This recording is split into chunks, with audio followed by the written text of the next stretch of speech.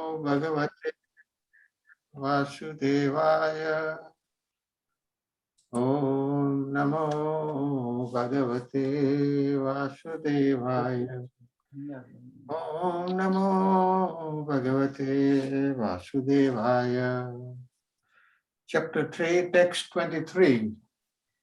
Yadi hyam na varteyam jatu karmani atandritaha mama vartmano vartante manushyaha pata sarvashaha. Translation, text 23. For if I ever fail to engage in carefully performing prescribed... Hello? Hare Krishna. Hare Krishna. Text 23. For if I ever fail to engage in carefully performing prescribed duties, O Partha, certainly all men would follow my path. Text 24. Utsideyur ime lokana kuryam karma chedam sankarasya cha kartasyam upahanyam ima praja. Text 24, if I did not perform prescribed duties, all these worlds would put me to ruination. I would be the cause of creating unwanted population, and I would thereby destroy the peace of all living beings. Text 25. Shaktaha karmani avidvamso yatha kurvanti bharata kuryad vidvam tatha shaktash shikirsur loka sangraham. Translation, text 25. As the ignorant perform the duties with attachment to results, the learned may similarly act, but without attachment, for the sake of leading people on the right path. Text 26. Na buddhi bedam janayet agnanam karma sanginam josayet sarva karmani vidvan yukta samacharan.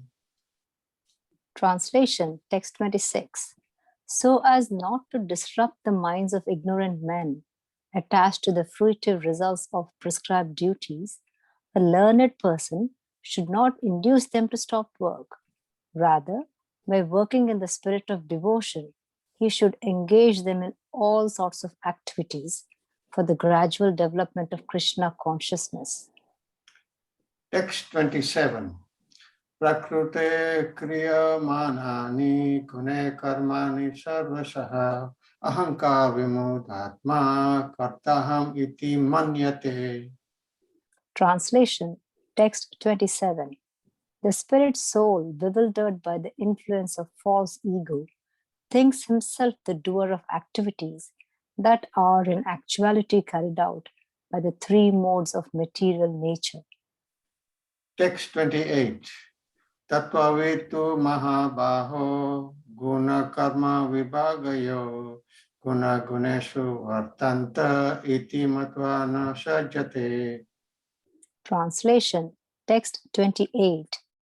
One who is in knowledge of the absolute truth, O mighty armed, does not engage himself in the senses and sense gratification, knowing well the differences between work in devotion and work for fruitive results. Text 29. Prakrute guna samudaha sajante guna karmasu tan akrishna vido mandam Krishna vinna vichalayet. Translation, text 29. Bewildered by the modes of material nature, the ignorant fully engage themselves in material activities and become attached. But the wise should not unsettle them, although these duties are inferior due to the performer's lack of knowledge. Text 30. Mayi sarvani karmani sanyasya dhyatma cetasa nirasi nirmamo bhutva yudhyasva vigata jvara. Translation, text 30. Therefore, O Arjuna, surrendering all your works unto me, with full knowledge of me, without desires for profit, with no claims to proprietorship, and free from lethargy, fight. Text 31. Ye me matam idam nityam anutistanti manavaha satavanto nasuyanto muchite pi karmabhi. Translation. Text 31. Those persons who execute their duties according to my injunctions and who follow this teaching faithfully without envy become free from the bondage of fruitive actions. Text 32. Ye tvedat abhyusanto na nutistanti me matam sarvagnana vimutam stan vidinastan achetasaha. Translation. Text 32. But those who, out of envy, disregard these teachings and do not follow them regularly are to be considered bereft of all knowledge, befooled, and ruined in the endeavors for perfection. Text 33. Sadrusam chestate swasya prakrute gnanavanapi prakrutim yanti bhutani nigraha kim karishyati. Translation. Text 33. Even a man of knowledge acts according to his own nature, for everyone follows the nature he has acquired from the three modes. What can repression accomplish? Text 34. Indriya shendriyastarte ragadvisho vyavastita tayorna vasam agachet tohyasya paripantino. Translation. Text 34. There are principles to regulate attachment and aversion pertaining to the senses and the objects. One should not come under the control of such attachment and aversion because they are stumbling blocks on the path of self-realization. Text 35. Shreyan sarva dharma viguna paradharma swanustitat swadharme nidanam shreya paradharma bhayavaha. Translation. Text 35. It is far better to discharge one's prescribed duties, even though faultily, than another's duties perfectly. Destruction in the course of performing one's own duty is better than engaging in others' duties, for to follow another's path is dangerous. Text 36. Arjun vacha athakena prayuktoyam papam charati purusaha anichanapi varsneya paladiva niyojitaha. Translation. Text 36. Arjuna said, O descendant of Vrishni, by what is one impelled to sinful acts, even unwillingly, as if engaged by force? Text 37. Sri Bhagavan vacha kama esa krodha esa rajaguna samudbhavaha mahashano mahapapma vidyenam iha vairinam. Translation. Text 37. The Supreme Personality of Godhead said, it is lust only, Arjuna, which is born of contact with the material mode of passion and later transformed into wrath, and which is the all-devouring sinful enemy of this world. Text 38. Dumena vriyate vahnir yatha darsha malena cha yathor vrato garbhas tatha tenedam avritam. Translation. Text 38. As fire is covered by smoke, as a mirror is covered by dust, or as the embryo is covered by the womb, the living entity is similarly covered by different degrees of this lust. Text 39. Avritam Gnanam Etena Dhyana Nitya Vairina Kama Rupena Kunteya Duspurena Lenacha. Translation, text 39. Thus, the wise living entity's pure consciousness becomes covered by his eternal enemy in the form of lust, which is never satisfied and which burns like fire. Text 40. Indriyani Mano Buddhir Asyadhisthanam Uchyate Eter Vimohayati Esha Dhanam Avritya Dehinam. Translation, text 40. The senses, the mind, and the intelligence are the sitting places of this lust. Through them, lust covers the real knowledge of the living entity and bewilders him. Text 41. Tasmatvam Indriyani Adau Niyamya Bharata Sabha Papmanam Prajahyanam Gnana Vignana Nashanam. Translation, text 41. Therefore, O Arjuna, best of the Bharatas, in the very beginning, curb this great symbol of sin, lust, by regulating the senses and slay this destroyer of knowledge and self-realization. Text 42. Indriyani Parayani Ahut Indriyebhya Paramanaha Manasastu Parabuddhi Yobhute Paratastu Saha. Translation, text 42. The working senses are superior to dull matter.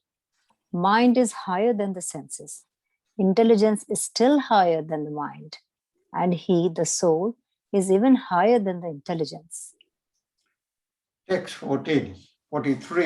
Evam Buddhe Param Buddhva Samstavyatmanam Atmana Jai Shatrum Mahabaho Kama Rupam Durasadam. Translation, text 43. Thus, knowing oneself to be transcendental to the material senses, mind and intelligence, O mighty armed Arjuna, one should steady the mind by deliberate spiritual intelligence, that is Krishna consciousness, and thus, by spiritual strength, conquer this insatiable enemy known as lust. Hare Krishna. Hare Krishna, thank you very much. Thank you so much. Thank you. Hare Krishna, thank you very much, Chandra Chaitanya Prabhu and Mamta Mataji, for beautiful, flawless recitation. Very nice. I like the idea of repeating the shloka number before saying the translation. So there was a beautiful flow. And thank you very much for this nice presentation. Thank you, Prabhuji. Thank you, Prabhuji, for allowing us, giving the opportunity. Thank you so much. Hare Krishna.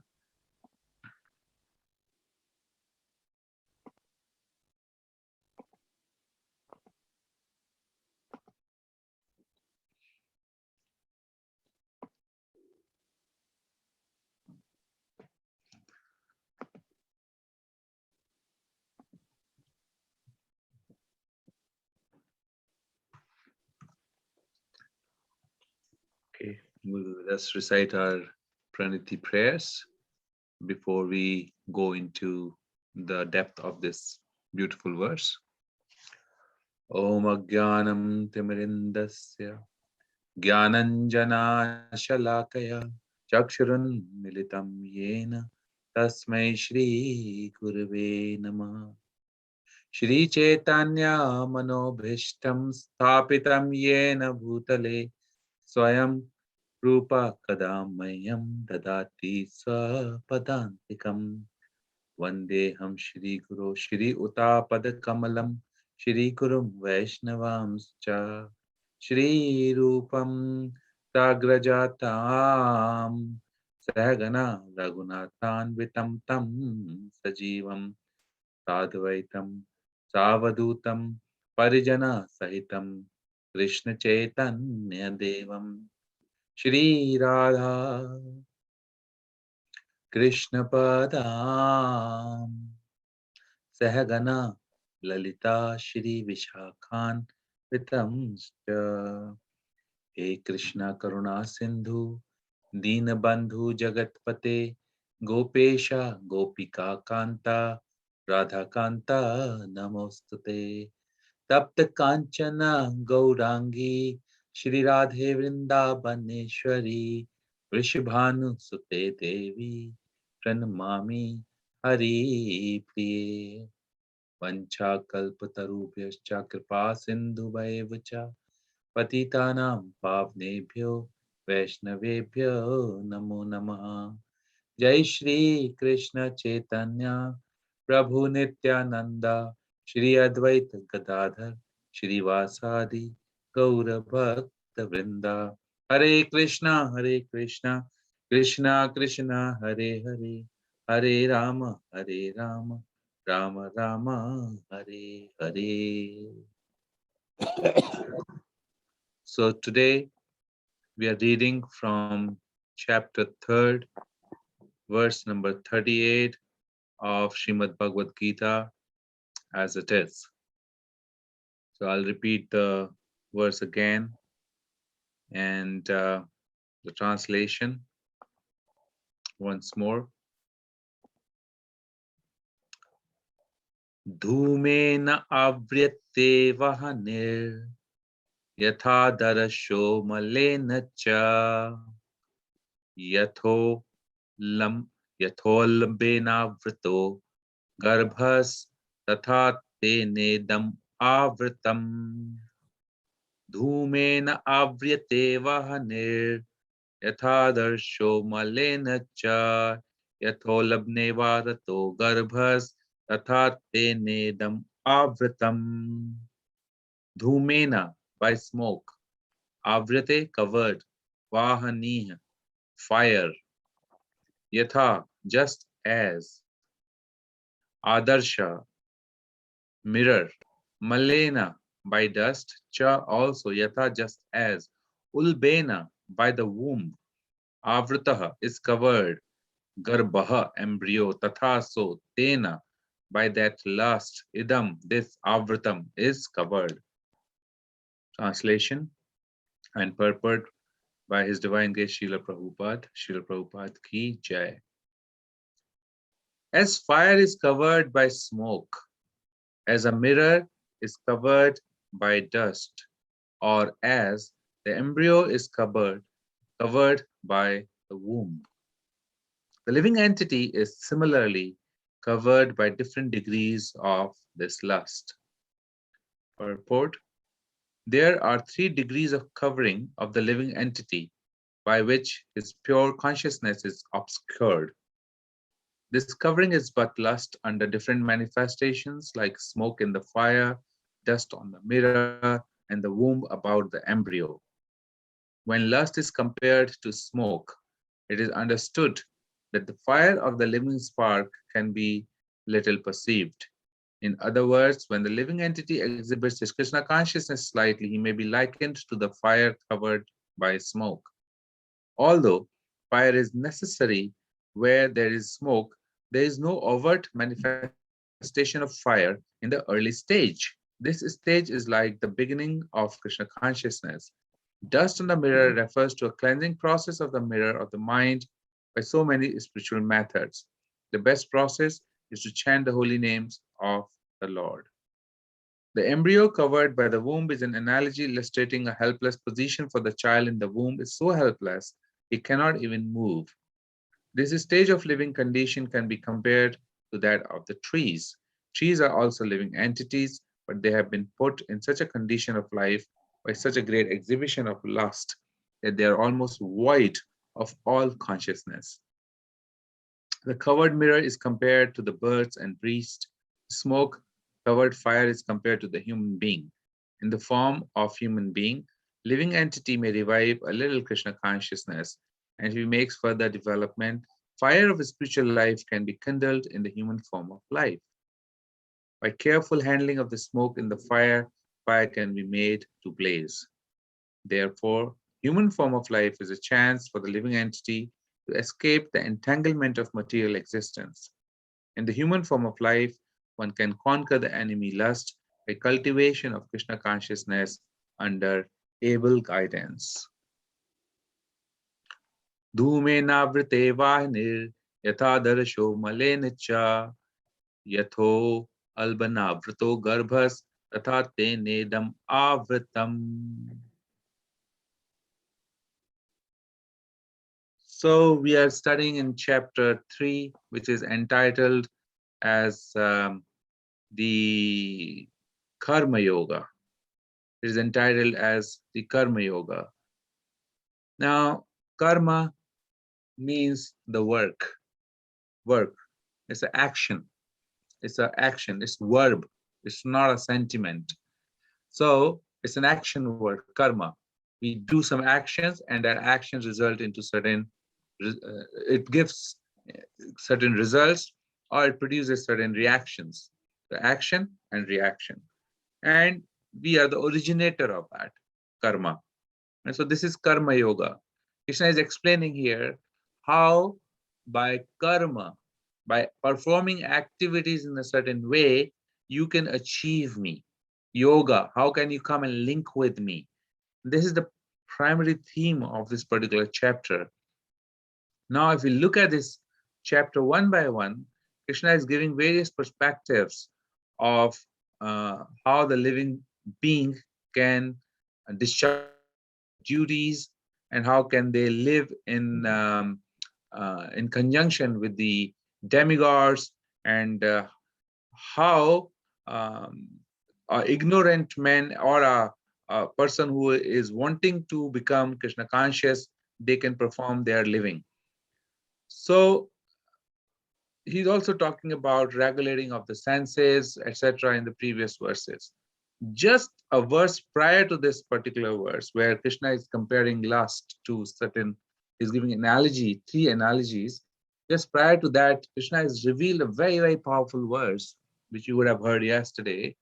Kam esha krodha esha rajogun samadbhava mahashano mahapapma vidhiyenam ihaverinam. Arjuna is saying to Krishna, oh Krishna, what is it that even if I don't want to do certain thing, I'm sort of impelled or compelled to that thing by, as if I'm engaged by force? This was the question that Arjuna asked. And then Krishna started to make him understand. First of all, he has already given him the knowledge that you are not the body, you are the soul. And Deinasmin yatadehe komaram yavanam zara, and your soul is progressing from komar, from Deinasmin yatadeham komaram yavanam zara, is progressing from komar, which is youth, to from childhood to youth, is yavanam, to zara, which is old age. Soul is passing through the body like this, and at the time of death, the soul goes into another body. This is how the process of death, birth, old age is going on. So now, how the soul is performing these wonderful activities, and how is it now? Arjuna is asking, how is it that even I don't want to do activities? So Krishna is giving a perspective which is beyond the body. He's talking about soul. And all the answers that Krishna is giving to Arjuna is coming from the spiritual perspective. It's not coming from material perspective. It's not at the level of body. It's at the level of soul. Here also Krishna is saying, when the soul, kama esha, krodha esha, rajogun samadbhava, when the soul comes in touch of rajogun, a mode of passion, when it comes in touch with mode of passion, it gives rise to substance called as lust. And then he says, it's lust only, Arjuna, which is born out of contact with material mode of passion, which later transforms into wrath. When lust is not satisfied, it gives to anger. And anger gradually leads you to illusion, because you don't know what you're saying, what you're doing. And you chase that lusty desire. And when you're doing that, you become your own enemy. You're kind of forced to work in certain direction. So in this purport, Srila Prabhupada has beautifully explained that if lust is appearing because of mode of passion, then living entity has a brilliant opportunity to transform that lust into love. And that lust into love can be transferred by changing your modes. You can be situated in mode of goodness. By doing so, then you can overpower this lust. So in this particular verse, which is the next verse, where we are studying that lust, there are 3 degrees of lust. Now, these 3 degrees of lust are defined by Krishna, and Srila Prabhupada has further elaborated. It's like an embryo is covered by the womb. Now, this is the highest degree of lust. Krishna started by saying fire covered by smoke. Now, between fire and smoke, you can still see the fire when it is covered by smoke. But when it is embryo which is covered by the womb, it is nearly impossible to see the embryo from the womb. And such situation, Srila Prabhupada said, is like the situation of a tree. Now, tree is also a living entity. This tree, which is a living entity, is standing there for hundreds and hundreds and sometimes thousands of years at one place, not able to protest, not able to do any activities, just growing and just living that particular life. Now, I was reading Srimad Bhagavatam, when who all can get this kind of body when lusty desires are so degraded that somebody always want to show their body parts to everybody else without restriction. In such cases, material nature award a body which is very suitable for this kind of purpose. So stand naked in the open all the time, 24/7 throughout the life. And that way the 3 bodies awarded. Now, in that, you can't really pursue the science of the self-realization process, because the degree of lust is very, very high. Similarly, second is compared to the mirror is covered by dust. Srila Prabhupada has also said here that this is like the birds and the beast. They are like mirror covered by dust. You can see there's a consciousness, they're moving. At least we can see they have some free will to execute. But Srila Prabhupada is also saying that this is also an analogy that you can clear this mirror of the dust from the mirror. Cheto darpan marjinam bhavmahadava gani nirva padam shriya kairavachandika vitaranam vidya vadujivanam. By chanting of the holy names of the Lord, you can clear the dust in the mirror of the heart. So that analogy in the purport here is also mentioned. But primarily he's saying that the beast, etc., they can be compared with a mirror. When mirror is covered by dust, that kind of lust, degree of lust. Now, the first one was fire covered by smoke. Srila Prabhupada has compared this particular analogy with the living entity which is in the form of human body. After 8.4 million species, one gets a chance of living in a human form of life. And this human form of life, there is all possibility of breaking away from this lust, because one can awaken the spiritual aspect which is dormantly sitting in the heart. Now, Srila Prabhupada is saying that if now this fire is flamed, very soon this fire will take the full form, and a living entity can be delivered from this particular degree of lust. Basically, in the human form of life, the degree of lust is reduced, and one can pursue the human form of, in human form life, they can pursue the spiritual goals. Now, what is this lust, and how this lust is manifesting itself, and what is this mode of passion?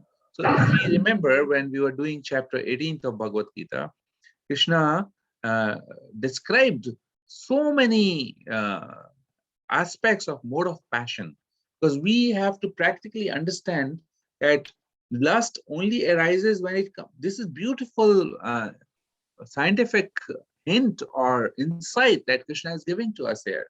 When soul is coming in the touch of mode of passion, then only this lust comes. This lust is like iron filings, and love is like gold. So that differentiation is there. So when this lust is, how this lust is coming? Only when when soul comes in touch with mode of passion. Now, if we look at mode of passion, Krishna has given various congruents of mode of passion in chapter 18. And he has described all the modes, and in particularly mode of passion. He's describing that when certain actions are performed with great effort, seeking to gratify the desires. So this is the key thing. When a living entity is performing certain activities to enjoy the fruits of their activities, then it is mode of passion. So if one is seeking to gratify his desires and perform his activities from the false identity, false ego, which means identity is considered I am the body. That's the identity. In that identity, when I am working for the fruitive results, that when I do this activity, this identity will be enhanced. For example, I can become wealthy. I can have better looking form. I can have more education, etc. When that desire is to gratify the senses, then that particular action is considered to be in the mode of passion. Whereas in mode of goodness, the actions are regulated, they're performed without any attachment, and they're also performed without any love or hatred. And one is completely detached from the results of that particular activity. And the activity is performed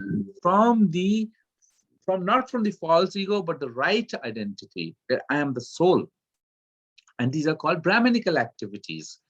See, so they are all linked to each other. The varnas and ashrams are linked to this and modes of nature.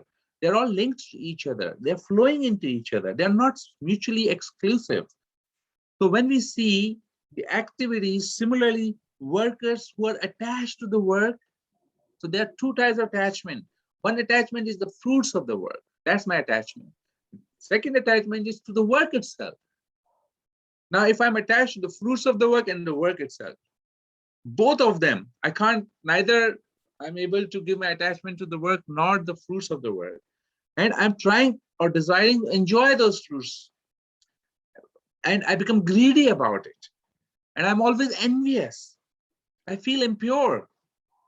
And I'm moving up and down with the joys and the sorrows of life. That is called mode of passion. So if one is feeling all these, he's feeling the sorrow of this world, and then he's also enjoying it. He's feeling the pleasure of this world through the senses. It's certain that he's going through mode of passion, which means there is a covering of lust, which is playing up on the living entity. And it's very, very important for us as a devotee to be able to see these kinds of thoughts through our mind. That what's happening really? Am I really motivated by the desire of becoming wealthy, becoming famous? Although in devotional sense sometimes, but mostly otherwise also. If we have these kind of feelings, we have to also then accept that lust is at play, and this lust is not going to go away.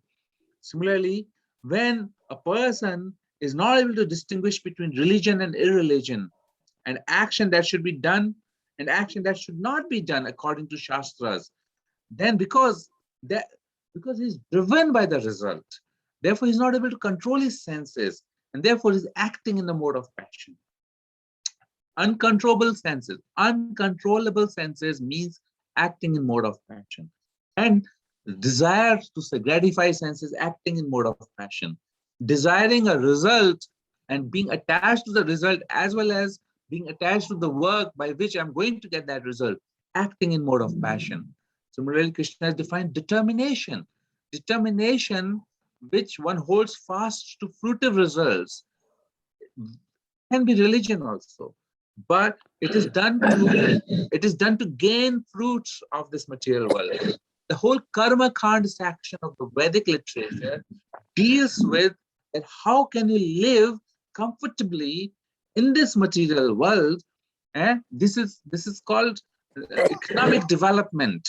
And how can you have a balanced sense gratification life? And that is also considered as mode of passion. Similarly, when the happiness is derived by the contact of senses with the sense objects, in that particular verse, Srila Prabhupada also given an analogy of a relationship between a man and a woman. That relationship where everything is very sweet and nectarian in the beginning. And towards the end, that particular relationship gets spoiled and everything becomes like poisonous. Whereas in mode of goodness, everything is very, very difficult to achieve. It appears like poison in the beginning, but towards the end, it has its own sweetness. Getting up for Mangal Arti, those devotees who have the experience, initially, it would have been a great difficulty to do that, because you have to break the cycle of your sleep. You have to sleep at a certain time, which you are not used to. You have to get up at a certain time. You might be losing your sleep. It becomes very difficult to get out of the bed, specifically in the winter, and to go for Mangal Arati. And in the Corona times, people are not going physically, but devotee might still be doing that service at home or through the screen, through the online channels. The whole idea is to get up early in the morning in the Brahma Muhurat, because that's the time of goodness. And mode of goodness time, you can do devotional service. So it's like 1 + 1 is becoming 11. So you can really perform your devotional service early in the morning, of performing artis and chanting and meditation and singing and dancing and listening to Bhagavad Gita and Srimad Bhagavatam, all those devotional service that we do in the temple room early in the morning. But it's so difficult to achieve that in the morning, to get out of the bed, to really prepare yourself for that, eat early in the evening, the day before. The whole preparation has to happen. Although many devotees, they do weekend and weekend, then also it is kind of a tough challenge. Now, what is the result of that? Once you achieve that, once you are in the Mangal Arati, you see this beautiful darshan of Shri Radha Gokulananda, Shri Radha Landaneshwar, or Shri Radha Madhav, and your eyes are completely soaked into the beauty of the Lordship. And this and of the sound vibration of Mahamantra and the Mangal Arati is entering into your ears and going into your consciousness and really illuminating all your senses and really preparing you to be able to receive the knowledge of Srimad Bhagavatam when you're sitting in the class. And when you have done that and you have taken this sumptuous prasadam, after that, you are like in heavens. Your senses are controlled. You're feeling so elated inside, so blissful. And the result is so beautiful, instant actually. Same day, you are able to see how it was so hard, like a poison, and how it is so beautiful, like nectar. So this way, we see the difference between the mode of passion and the mode of goodness. And I haven't talked about mode of ignorance in particular right now, because this lust, when it becomes predominant, and gradually when wrath comes, it brings you down to mode of ignorance, to delusion, to madness, and people suicide, people die, they get into depressions, they hurt somebody else, or they want to just take a chill pill or sleeping pill and sleep for days, or they want to get on drugs and stay in a position of no consciousness, like they don't want to be conscious about their sorrows and miseries, because any activity that is performed in mode of passion will have to result. This is the statement of scriptures, will definitely result into misery. There's no doubt about it. And it also will degrade gradually you to the mode of ignorance. This is how it works. Now, the suggestion here given to us is that you fight this mode of passion. So when you come out of mode of passion, how do you fight this lust? This lust is sitting in our mind and in our intelligence. Now, if this lust is sitting in our primary senses, mind is the king of all the senses. Intelligence is sitting there. Now, if they are covered by the lust, they will not be able to see the truth. What is the eternal truth? And if they are not able to see the eternal truth, how are they going to act at the platform of real identity, which is Atma, which is the part and parcel of Lord Krishna himself? So there is no question of performing devotional service like that. Therefore, Srila Prabhupada gave 4 regulative principles despite of knowing that he was dealing with that class of people who were completely violating these 4 regulative principles at every moment. When he came to New York, first thing, of course, he gave knowledge to that class of people. Mostly they were hippies. They were revolting the world. They, in some sense, Srila Prabhupada saw one good quality in them, that they are already renounced. They're already renounced. They're not attached to anything. They're experimenting in life. Of course, there was a good quality Srila Prabhupada still could see in these hippies. But Prabhupada mentioned that if you really want to taste the spiritual life, you have to give away this mode of passion and ignorance life. You have to follow the regulated principles, which means no meat eating now, no gambling, no illicit sex, no intoxication. He did not just compromise on this. There were various gurus who have come to the West. And they not only that they led their disciples to certain misleading paths, they themselves adopted to their lifestyles. But Srila Prabhupada didn't do that. He just mentioned that I have come here to awaken what you have forgotten. It's not something that I'm going to impart you. It's not a new knowledge. It is something that you have it. I'm only going to awaken a dormant love of God that is sitting in your heart. And this is how Srila Prabhupada then gave them a positive and a negative.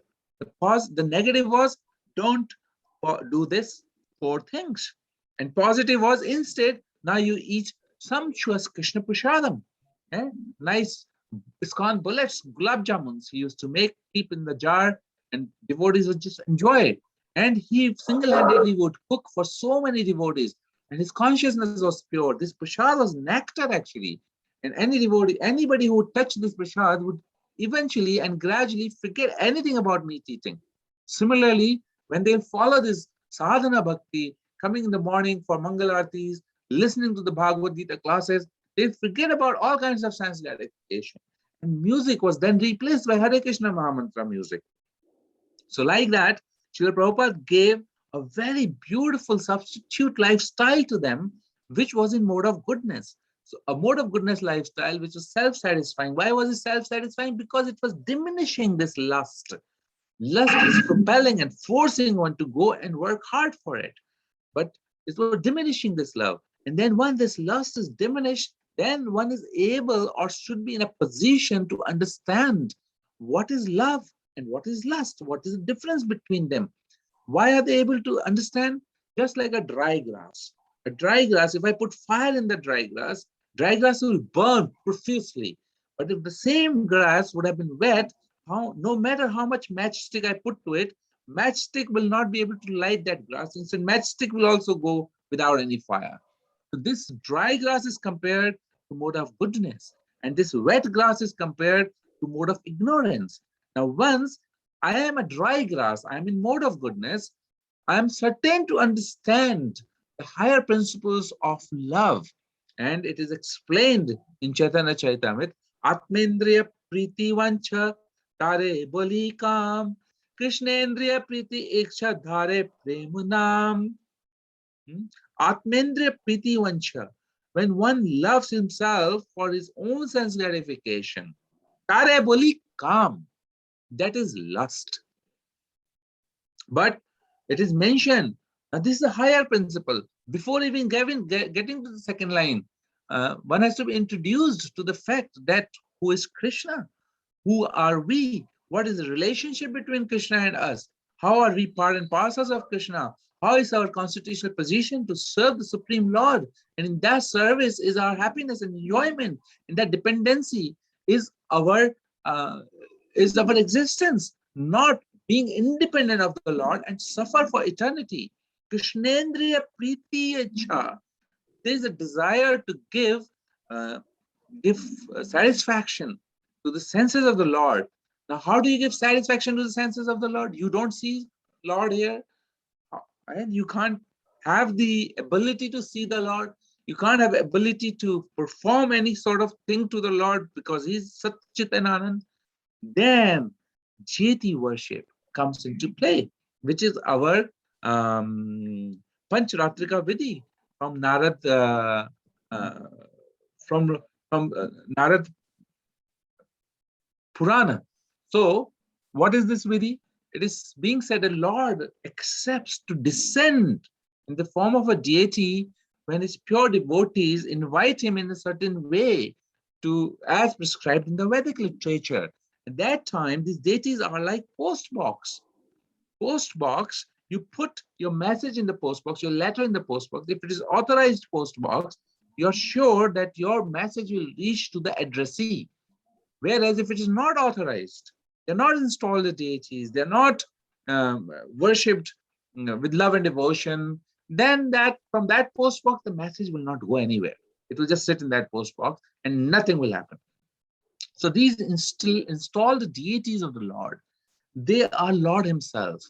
And just being very merciful, Lord decides to descend in the form of deities. Many people think that we worship the stone, but for them, it is a stone. But for devotees, this is Lord Krishna. Because Krishna says himself that I descend in the deity form. Now you can now offer everything. You can have, Srila Prabhupada has given us 24/7 engagement with deities. Get up at 3:30, you offer the Mangal Aartis, Prasadam first, Bhoga to the deities, which is offered before our Mangal Aarti. Then you offer Mangal Aarti to the deities. Then the deities, there are so many pujaris who are dressing the deities through that period of time and making sure that all the prescribed activities of deity worships are performed. And once all the abhishek and everything is performed during the Aarti, darshan, then you have your darshan Aarti. And Lordship is standing there beautifully smiling on us. And then your eyes are engaged, your flowers are coming, you're smelling the flowers, your nose is engaged, your ears are engaged, all your senses are completely engaged. Such a beautiful process. And then you have another Aarti and another Bhoga and another, and like that, you have engagement till 9 o'clock. And then there's so much around the deities. And you're buying for the deities, the Bhoga, you're buying clothes for the deities. Even at home, when you have deities of Gaur Nitai or Radha Krishna deities or Bal Gopal deities, you're completely, your lifestyle is centered around the deities. Deities become the center of your house because the house belongs to the deities. And then you are serving as a servant of the deities. This is how you can then realize Krishnendriya Priti Iksha, Dare Prem Nam. So in the material world, in the material realm, this particular opportunity is given to us that we can realize how we can give pleasure to Lord Krishna and not to ourselves. And this is a gradual transformation. It is not going to happen in a day. It is never going to happen in a day. It may take lifetime, but such is the nature of devotional service, because once you perform devotional service, any activity which is performed for the pleasure of the Lord can be coined as devotional service, because it has only one intention. The intention is to perform it for the pleasure of the Lord. And now Krishna also mentions in Bhagavad Gita, Balam Balvatam Chaham Kam Raga Vivarjitam Dharma Viruddha Bhuteshu Kamo Asmi Bharat Rishabha. O Lord of the Bharat Rishabh, I am, what he's saying, I am sex life. Kamo Asmi Bharat Rishabha. I am sex life. What kind of sex life? Which is not contrary to religious principles. There is religious principles around everything.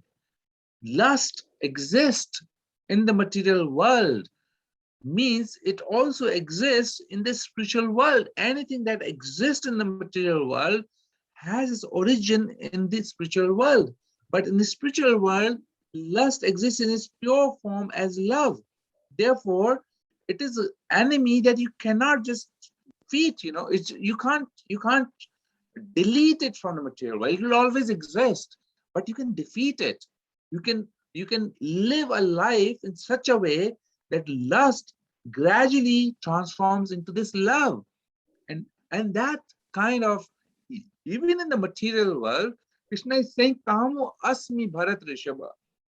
That kind of grahast ashram where husband and wife get indulged in creation, then that's, and they're calling, they're calling Lord to bring a devotee child in the womb.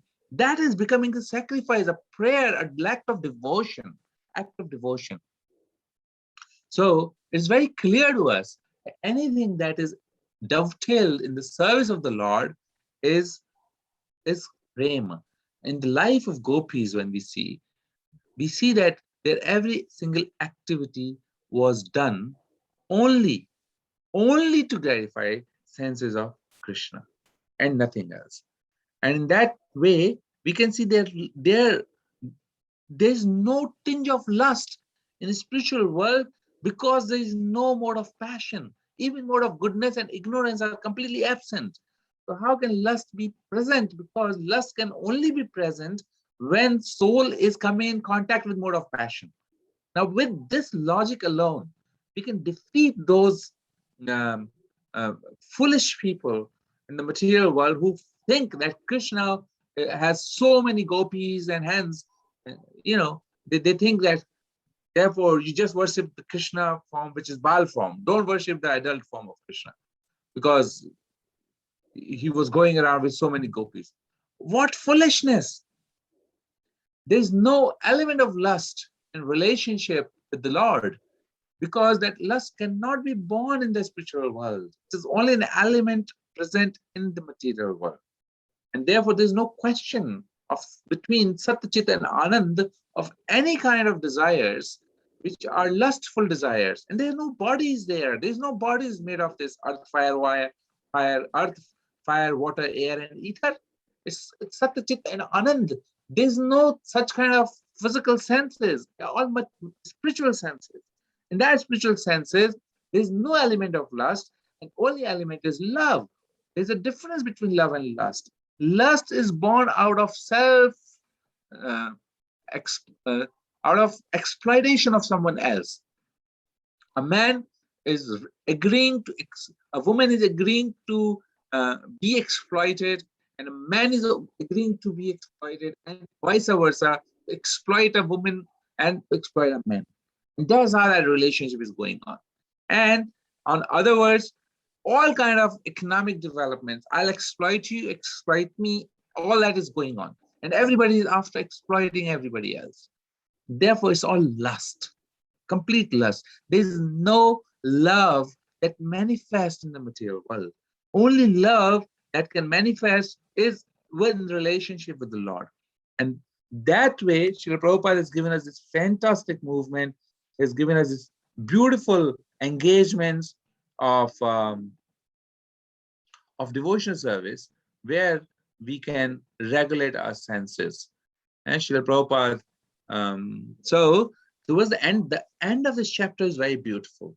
Krishna is saying that you just conquer this lust. That's it. Arjun, you conquer this lust, which is the greatest of your enemies. By how do you can conquer? He's giving a hint there. By regulating your senses. Slay this destroyer of knowledge and self-realization. In that context, there's a lecture by Srila Prabhupada, and Tamal Krishna Maharaj is reading the verses, and Srila Prabhupada is giving running commentaries in the class. And he's saying, Srila Prabhupada is saying, I'll just project this on the screen.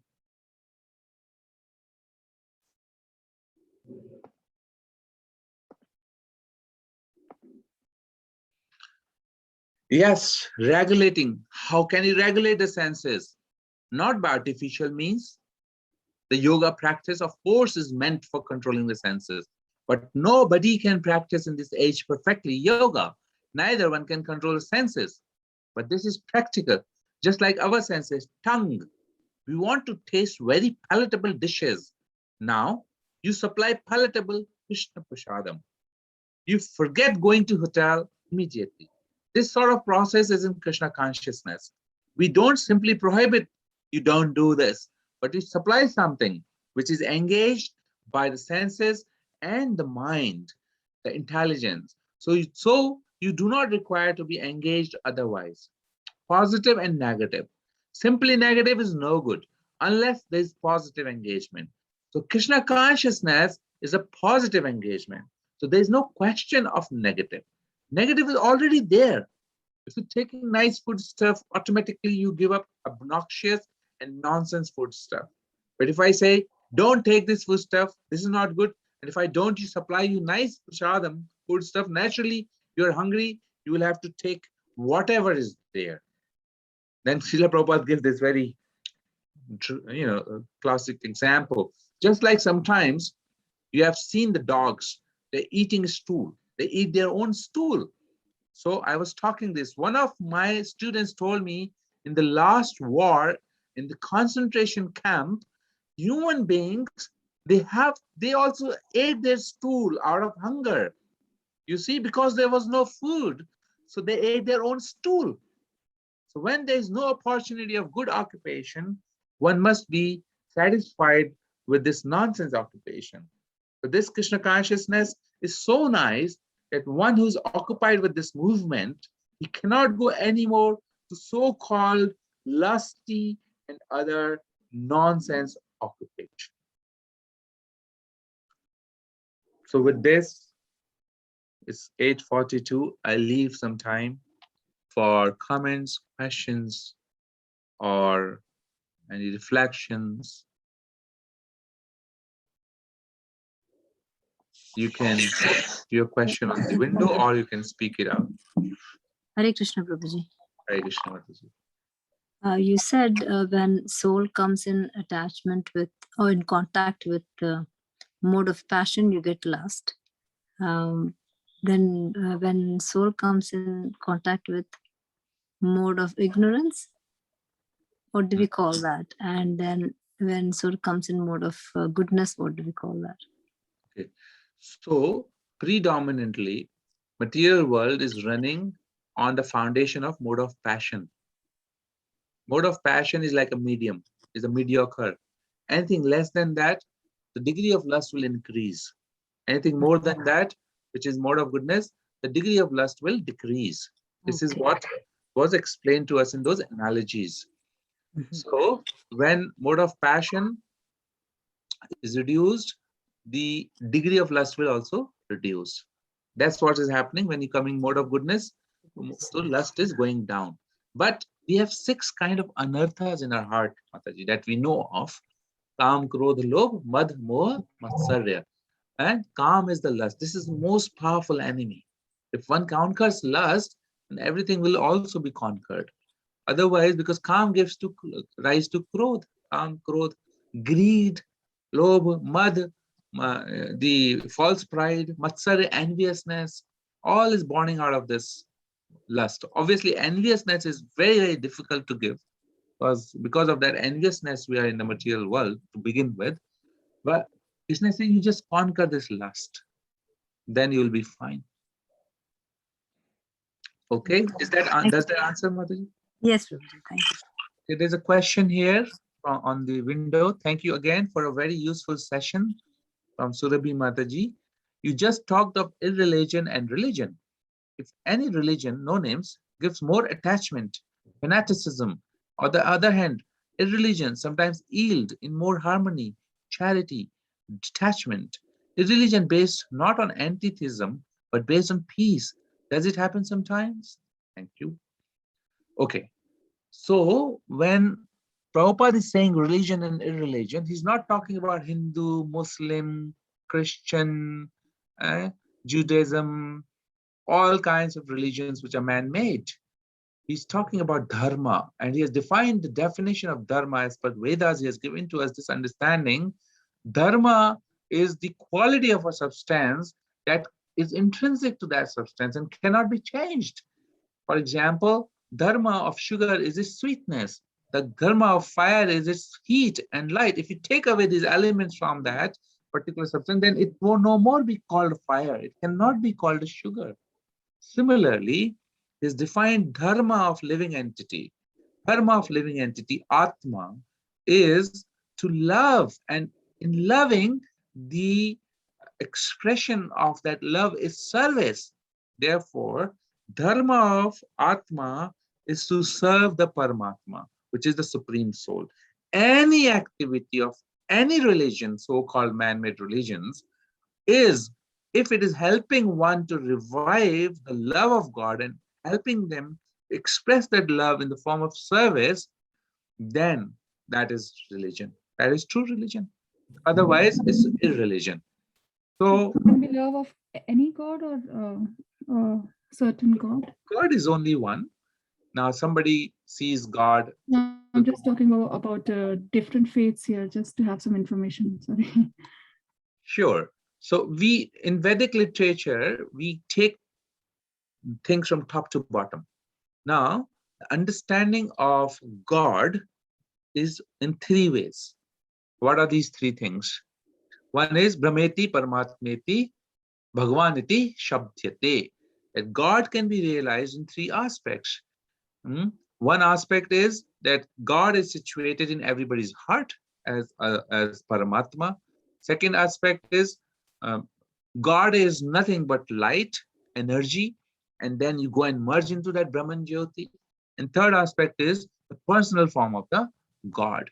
A Vedic literature is the literature which is able to give personal form of the God. None of the other religions are able to give that information about God. They're giving information about the Brahman Jyoti or the formless God or the distortions of many kinds. But Vedic literature is telling us that yes, God realization can happen, but in three ways it can happen. Now, anything which does not come into three ways, that's not even a religion because it's not even mentioned anywhere. So when you see complete distortions, you see these street men coming up and claiming themselves to be self-proclaimed God, imposters, then we know that it's not a part of that. Now, there are bona fide religions. Buddhism is there, Christianity is there, even Islam is there. If you look at the original and if you look at their original teachings, they're saying that there is Allah, there is a Son of God, Jesus, but the information about Allah, information about the Father is not there. That information is not there. So when we say God, Srila Prabhupada says that you tell me who is God. If you can tell me God, then that's great. If you can't tell me who is God, listen to me. I am telling you who is God. I'm giving you the address and every detail of that God. So basically, Vedic literature is a PhD base, and there are other literatures which are gradually leading you to this kind of understanding, but there is no crystal clear understanding, and therefore, who is God? They don't know. So they can say that it's some kind of no form, but we are saying no, there is a form to Lord. Okay, thank you. Thank you. Okay, so there's a question further there from Surbhi Mataji. How can the anger, wrath be redirected and converted to the use and satisfaction of Shri Krishna in today's age? Very good question. Generally, anger cannot be used, but we see examples which are slightly eccentric examples. For example, Hanumanji, he used his anger. Unless he was angry, he would not have been able to burn the entire Lanka because he was angry. Arjun, Yes, unless he would we be heard angry. that yesterday. Actually, that's why I wanted to ask that question: how to superimpose it in, normal life. Yeah, if Srila Prabhupada says you can use your anger if somebody is blaspheming the devotee of the Lord, if somebody is blaspheming the Lord himself and denying the existence, you can be angry. And you have seen Srila Prabhupada's conversations. He becomes angry. He gives reasonings. He gives theoretical understanding, philosophical understanding, and defeat people right, left, center, and right about that. You have to have that kind of anger coming through. But anger is not something that you will cultivate. Anger is, if it is coming, you can't get rid of it, but you can utilize in a positive way like this. That's the only way Srila Prabhupada explained that you can use anger. So there's plenty of opportunities to use anger. There's demoniac governments. You can be angry on them. You can tell them about Krishna. You can be very angry on people who are not wanting to understand Lord Krishna's mercy. You can give them books. Read, rascal.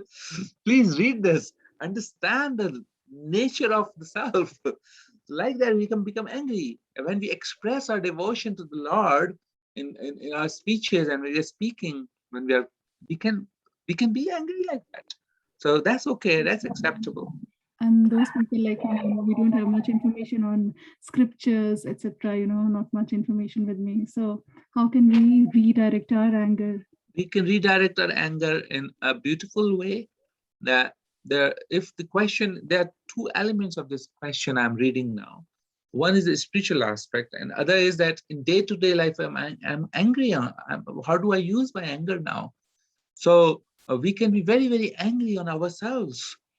That why am I not giving up my material sense gratification?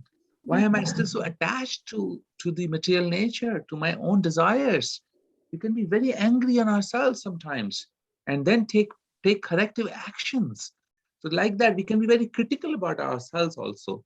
But if the anger is coming on someone else, then it's a different question altogether. Then we have to see that higher understanding must come, that my anger is coming because this person who is in front of me, either he's not in my control, or he's not doing what I want him to do, etc., or I'm not getting what I want to get out of this activity.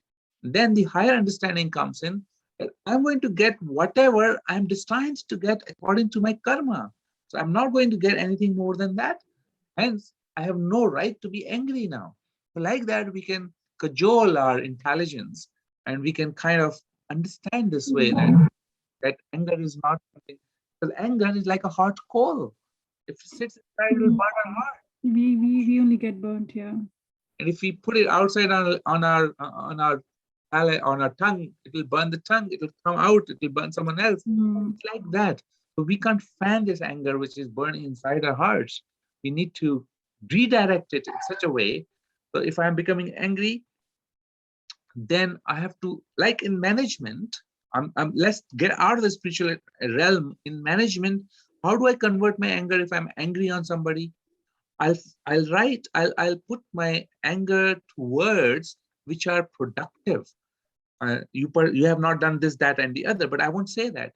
I would say there is an opportunity of doing this, that, and the other, and please can you go and do it? So you change your anger into an activity.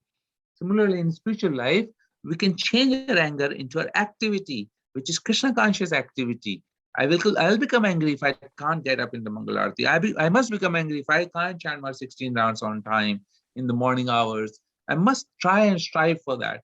That way we can redirect our anger to ourselves and discipline and regulate our senses that way. I should become angry when I'm not able to keep up my promise to myself that I'm going to regulate my senses. And every time, like in diet, when I'm dieting, I shouldn't be eating gulab jamuns, for example. But if gulab jamuns are there and I get tempted and I'm eating them, one is fine, then two, then four, then day after day. That's not, then you have a right to become angry about it. I'm not following my diet. So that way we can redirect our anger, but we can't redirect our anger to someone else. Yeah, true. Thank you so much for your patience and answers. That'll be fire. Thank you so much for your patience and answers. Where can we find a good Mangala Aarti to hear in the morning? Okay, you can log on to Bhaktivedanta Manor website in the morning, or you can log on to mayapur.tv, www.mayapur. How long is it actually? Half an hour, 1 hour? Almost half an hour. Okay, thank you. In the morning. Please log on to mayapur.tv. And you will see Mangalarti from Mayapur. You can see Mangalarti from Radha Landaneshwar, Radha Gokulanand, and enjoy the bliss of mode of goodness. Hare Krishna, thank you. Okay, there's a question here from Partha Sarthi. Hare Krishna Prabhu, nice class, thank you. Can you please tell one more time on attachment to work and attachment to fruits of work and how they differ? Okay, so for example, I am, my occupational duty is For example, I am a vice president in a company. And by working in that company as a vice president, and my work is mostly to do with people in office work, and I'm getting certain salary. Now, two things can happen. That particular remuneration, I'm attached to that remuneration. Many people want their remuneration must go high, they work hard towards it, and that remuneration comes. And I'm attached to the result. I need that remuneration. So let's say my office announces that from tomorrow onwards, there'll be no remuneration. You will perhaps not go to work. So that there's a reaction because we are attached to that remuneration. We need that remuneration, and hence we go to the work. Now, the nature of work in itself, let's say officers will give you remuneration, but from tomorrow, you are not a vice president. You are the front end data inputter into the computer. And you say, Arey, how can you do that to me?